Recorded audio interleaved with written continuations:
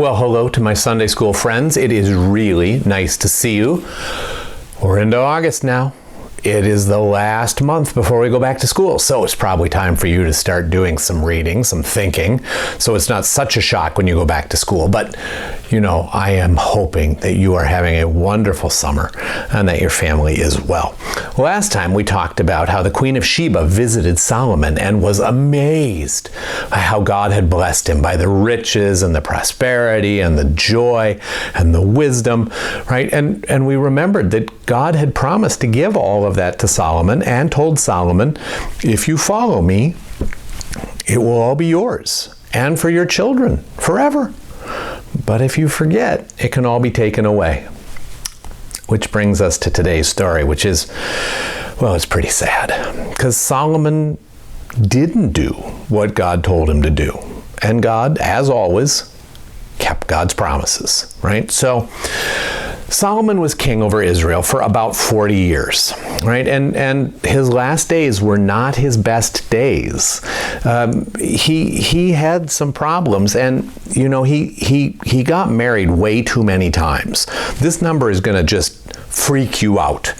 But he had 700 wives and 300 girlfriends on top of the 700 wives. The fancy name for what those girlfriends was called was concubine girlfriends. So he had 700 wives and 300 girlfriends. They came from all over, and many of them had never heard of the one true God. They came with their own gods, their own idols, their own false religions.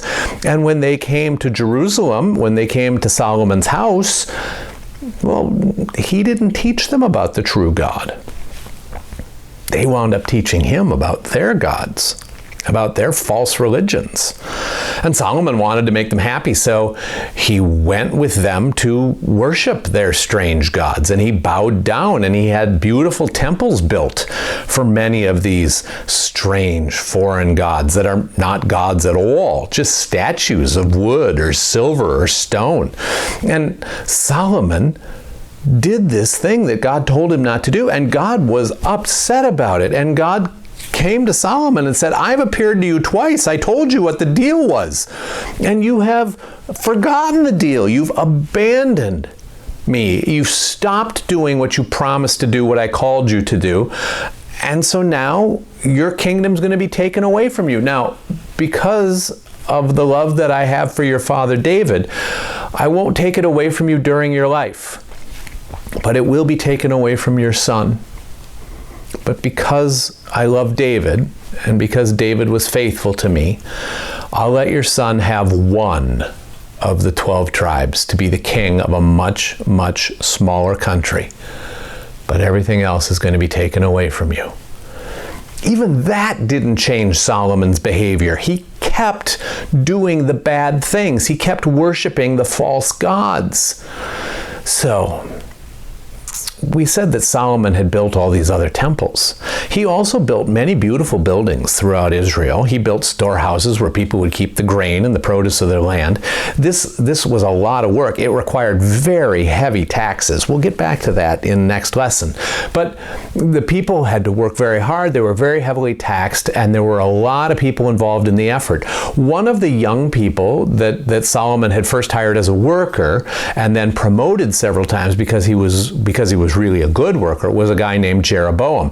And Jeroboam wound up being a supervisor of many of these building projects. Now, one day, Jeroboam was leaving Jerusalem, going to one of these projects, and God's prophet, his name was Ahijah, you don't need to remember that, but God's prophet caught up with Jeroboam, and God's prophet was wearing a brand new cloak. And he stopped Jeroboam on the road, and in front of Jeroboam, he tore this new cloak of his into 12 pieces for the 12 tribes of Israel. I know you knew that. And he gave Jeroboam 10 of the pieces. And remember, there's 12 tribes, but only 11 of the tribes actually own land. The tribe of Levi lives among all of the other tribes because they're supposed to remind the tribes of what they're supposed to do before God, right? So there's 11 tribes that have land out of the 12 tribes. So the prophet tears his cloak into 12 pieces, gives Jeroboam 10 pieces, and says, "Thus says the Lord, you are going to be king king of Israel, of 10 tribes of Israel. Now, one tribe will be left with Solomon's son.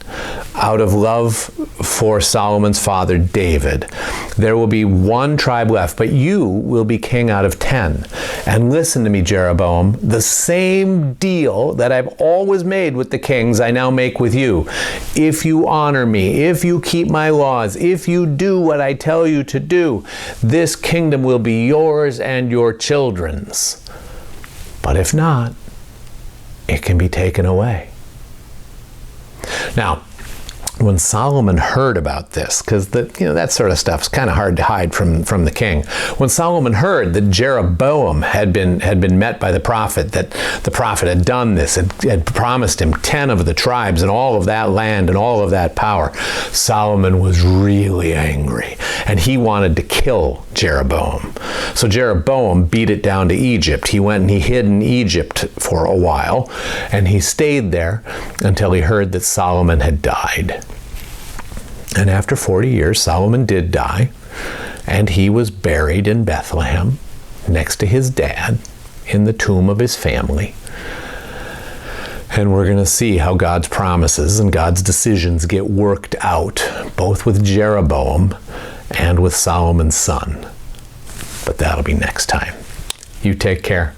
Bye-bye.